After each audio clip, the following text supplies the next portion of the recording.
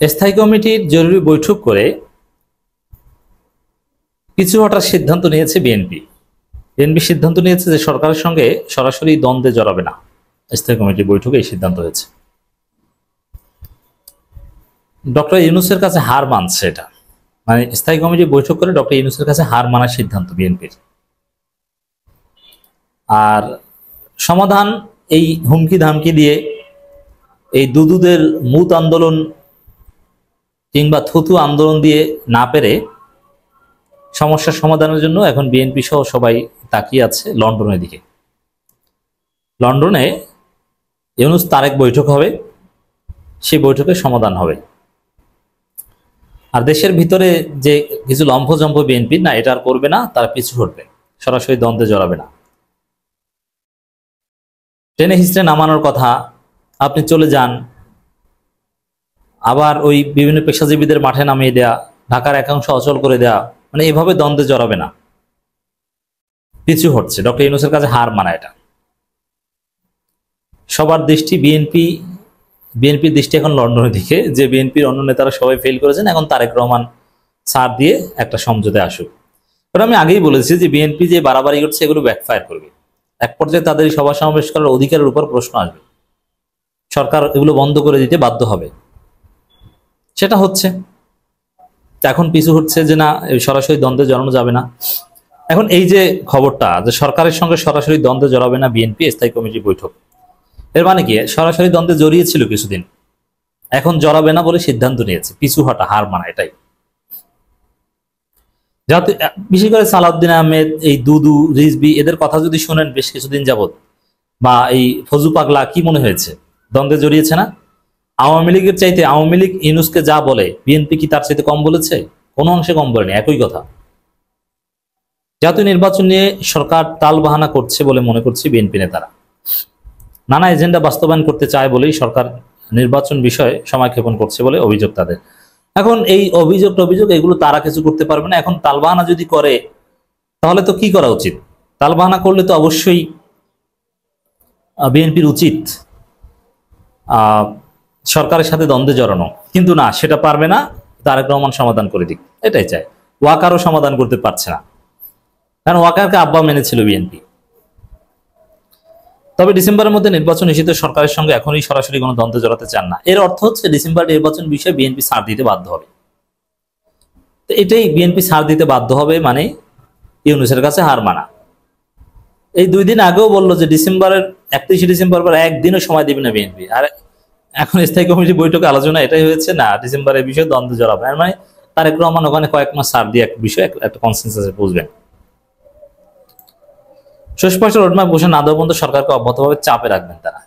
চাপ তো জামাতও দেয়, এনসিপিও দেয়, এটা ভিন্ন আলোচনা। অবশ্যই স্থায়ী কমিটির বৈঠকে সব আলোচ্য বিষয় সব তারা প্রকাশ্যে বলে না। গত সোমবার রাতে গুলশানে দলের চেয়ারপারসন রাজনৈতিক কার্যালয় স্থায়ী কমিটির বৈঠকে এ নিয়ে আলোচনা হয়েছে। লন্ডন থেকে ভার্চুয়ালি সংযুক্ত হয়ে এতে সভাপতিত্ব করেন তারেক রহমান। সমাধান ওই তারেক রহমানই করবেন লন্ডনে। তো এটাও একটা বিএনপির ইতিহাসে একটা কলঙ্কজনক অধ্যায় হয়ে থাকবে যে বাংলাদেশের রাজনীতির অস্থিরতার সমাধান তারেক রহমান দেশে এসে করতে পারলেন না, ইউনূসকে লন্ডনে যেতে হয়েছে। তারেক রহমান যোগ্য নেতা হিসেবে নিজেকে প্রতিষ্ঠিত করতে পারলেন না। এটাই পরবর্তীতে ফাইন্ডিংস আসবে। সূত্র জানায় বৈঠকে নেতারা একমত হন দেশি বিদেশি বিভিন্ন ষড়যন্ত্র মোকাবেলা এবং দেশে স্থিতিশীলতা ফেরাতে আগামী ডিসেম্বরের মধ্যে জাতীয় নির্বাচন করবেন। এখানে একটা কথা, যে বিদেশি ষড়যন্ত্র বলতে কি, জনগণ মনে করে ভারতের ষড়যন্ত্র, আর বিএনপি মনে করে যে ভারত এখানে সঠিক লাইনে আছে, আর বিএনপি মনে করে আমেরিকা এবং চীন উল্টা লাইনে আছে। এই জন্য ডক্টর ইউনূসের সামনে যে নাহিদের সাথে সালাউদ্দিন আহমেদ ঝগড়া করেছে, সেখানে কিন্তু বলেছে যে তাহলে চীন এবং আমেরিকার কথায় আপনারা নির্বাচন পেছাতে চান। এর মানে কি, চীন আমেরিকা নির্বাচন চায় না ডিসেম্বরে। তাহলে এখানে ভারতকে সঠিক মনে করে বিএনপি, আর আমেরিকা চীনকে বেঠিক মনে করে।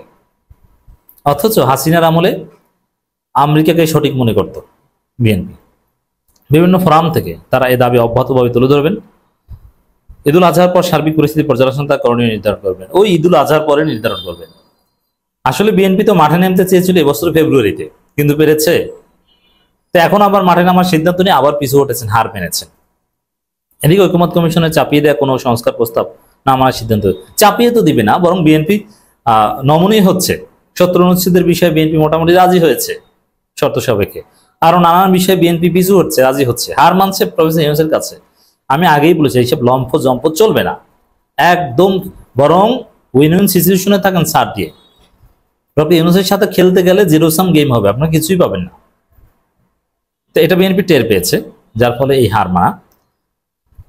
সংস্কার ইস্যুতে ওই দিন জাতীয় ঐক্যমত্য কমিশনের প্রধান এবং অন্তর্বর্তী সরকারের প্রধান উপদেষ্টা ডক্টর মোহাম্মদ ইউনূসের সঙ্গে বিএনপি সহ রাজনৈতিক দলগুলোর আলোচনার বিষয়বস্তু সভায় উপস্থাপন করেন স্থায়ী কমিশন সদস্য সালাউদ্দিন আহমেদ। শুধু একটি দল ডিসেম্বর নির্বাচন চায় ডক্টর ইউনূসের বক্তব্যে শক্ত প্রতিবাদ ঐক্যমত্য কমিশনের বৈঠকে জানানো হয়েছে বলে স্থায়ী কমিটি অবহিত করা হয়। আচ্ছা, এখানে এই বক্তব্যের ব্যাখ্যা আমি দিয়েছি। একটি দল ডিসেম্বর নির্বাচন চায়, এটার অর্থ কি? প্রধান উপদেষ্টা যখন এই বক্তব্য দিয়েছে তখন পর্যন্ত কারা কারা ডিসেম্বর নির্বাচন চায় বিএনপি ছাড়া কেউ ক্লিয়ারলি বলেনি, তার কাছে অ্যাটলিস্ট বলেনি। অনানুষ্ঠানিকভাবে তো কত কথা কেউ বলে, সকাল সন্ধ্যা এক এক কথা বলে, কিন্তু প্রফেসর ইউনূসের কাছে বা সরকারের কাছে আনুষ্ঠানিকভাবে শুধু বিএনপি বলেছে, এজন্য শুধু একটি দলের কথা বলেছেন। হ্যাঁ, সর্বশেষ সর্বদলীয় বৈঠকে আরো 6টা দল বলেছে, ছোট ছোট 6টা দল। এখন বলতে পারেন যে 7টা দল, আপনারা তো বলছেন 100 দল 52টা দল, এটার মানে কি? প্রফেসর ইউনূস যখন বলেছেন তখন এটা ঠিক বলেছেন, এটা প্রতিবাদ জানানোর কিছু নেই, শুধু একটি দলই চেয়েছে। এখন আপনারা আরো 6 জনকে ম্যানেজ করতে পেরেছেন, এখন 7টি দল, তা আপনারা এটাকে বলেন 52 দল, সব দলের মানে কি?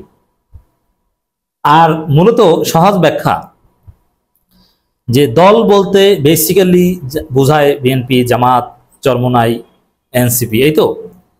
তাদের মধ্যে একটি দল বিএনপি নির্বাচন চায়, আর কেউ তো চায় না। আর বাকি যারা আছে দল, তারা তো হয়তো বা এই 4 গ্রুপে যে কোনো এক গ্রুপের সাথে আছে। এই জন্য একটি দল বলাটা ভুল না, এটা প্রতিবাদ জানানো, এটা এরকম কিছু নেই, ঠিকই বলেছে মাননীয় প্রধান উপদেষ্টা। স্থায়ী কমিটির বৈঠকে নেতারা বলেন সরকারের সঙ্গে এখন পর্যন্ত বিএনপির যে আলোচনা হয়েছে এতে নির্বাচন রোডম্যাপ নিয়ে তাদের প্রত্যাশা অনুযায়ী কোনো আশ্বাস পাওয়া যায়নি। এই পরিস্থিতিতে সরকারের পরবর্তী পদক্ষেপ কি হয় সেটা দেখার অপেক্ষায় তারা। ঐক্যমত্য কমিশনের বৈঠক বিএনপির পক্ষ থেকে সরকার সার্বিক পরিস্থিতি বিবেচনা করে ডিসেম্বরের মধ্যে নির্বাচনের জন্য অবিলম্বে সুনির্দিষ্ট রোডম্যাপ ঘোষণার পরামর্শ দেওয়া হয়েছে। কিন্তু যাই হোক, এবং ওই দেখেন উচ্চ আদালতের রায়ের পরও ঢাকা দক্ষিণ সিটি কর্পোরেশনের মেয়র হিসেবে ইশরাক হোসেনকে শপথ না পালনের বিষয়ে নিয়েও আলোচনা হয় বিএনপি স্থায়ী কমিটিতে। দলটি মনে করে সরকার শপথ প্রক্রিয়া ঝুলিয়ে রেখেছে, সুপ্রিম কোর্ট আপিল বিভাগ বলছে এটা নির্বাচন কমিশন সিদ্ধান্ত। নির্বাচন কমিশন তো আপনাদের, এখন তাদের মাধ্যমে এটা করেন না। তাই বিএনপি এখন অপেক্ষা করছে ইসির সিদ্ধান্তের জন্য। ইসি গ্যারাকলে পড়েছে, ইসির এখন চেয়ার নিয়ে টানাটানি। তারা আপনাদের সার্ভিস দিবে কিভাবে? আপনাদের সার্ভিস দিতে যেই তো ইসি ধরাটা খেয়েছে, ইসির চেয়ার নিয়ে টানাটানি পেয়েছে। এটাকে দায়িত্ব বুঝিয়ে দেওয়ার দাবিতে তার সমর্থক ঢাকাবাসী নগর ভবন প্রাঙ্গণ অবস্থান নিয়ে যে কর্মসূচি পালন করে সেটির প্রতিও বিএনপি সমর্থন আছে। বিএনপি সমর্থন থাকলেও এটা নিয়ে বিএনপি হয়েও আছে, কারণ জনগণ প্রচন্ড রকম ক্ষুব্ধ হচ্ছে বিএনপির এই কর্মসূচিতে। বরং ইশরাক যে পরবর্তীতে বিজয়ী হবেন নির্বাচনে, সেই রাস্তা বন্ধ হচ্ছে। কারণ যে জনগণ এরকম ভোগান্তির সম্মুখীন হয় ইশরাকের মাধ্যমে, তাকে তো আর ভোট দিবে না, তার প্রতি তো বিরক্ত হচ্ছে। যাই হোক দর্শক, বিএনপি হার মানছে, পিছু হচ্ছে, এবং বিএনপি এখন লন্ডনের দিকে তাকিয়ে আছে কবে ইউনূস তারেক বৈঠক হয় এবং সমাধান হয়।